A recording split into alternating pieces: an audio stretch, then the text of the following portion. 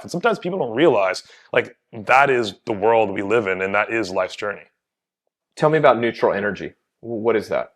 So neutral energy or neutral thinking, it's another concept that Trevor loved preaching to his athletes. And if I were to give Trevor's background, he was pretty much the most successful, dominant sports psychologist.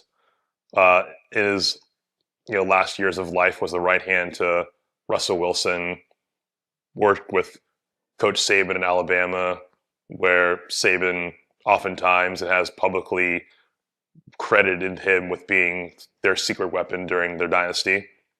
And neutral thinking is a very powerful concept, which Trevor used to also refer to as non-negative thinking. And negativity oftentimes is one of the worst things that you can let infect your life, because just negative thoughts, and some of these stats that Trevor liked to cite frequently, negative thoughts have a 4 to 6 impact on performance relative to just neutral thoughts. And so if you're just to think a negative thought and have it roll through your head, it's going to affect your performance by 4 to 6x relative to if you were not to have that thought at all. The articulation of a negative thought out loud, negative statements, studies found a 7 to 10x multiplier on top. So you have a potentially 60x negative impact on performance if you were to say something bad out loud. And so what Trevor used to like to do with his athletes used to say, stop saying stupid crap out loud, because that's going to cause you to not have the performance you want on the field. The other thing that is pretty meaningful is that if you expose yourself to negativity, that also brings negative or bad performance. It starts creating negative thoughts in your own head.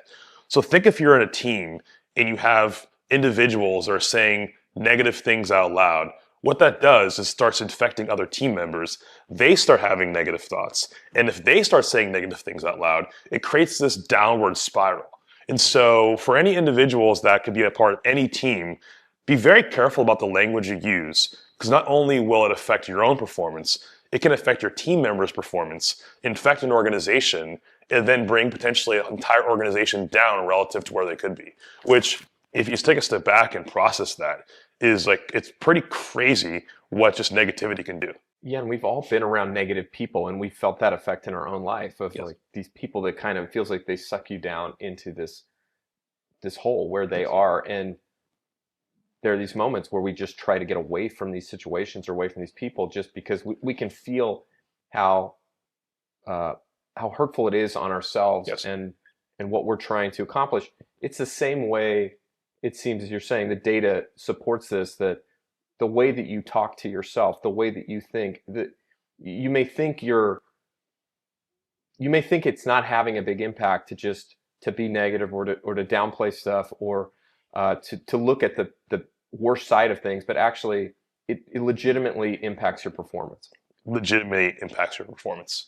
And the one thing I remember asking Trevor was, okay, what do I do if there's someone who's constantly around that's negative? Like, how do I manage that so that it doesn't impact my own performance? And he didn't have a very great recommendation. He said, minimize your contact, which is like, you think about that, there's nothing you can do. Like, if there's negativity around you, you have to minimize your contact. So some things that we should be mindful of around the negativity that we naturally consume.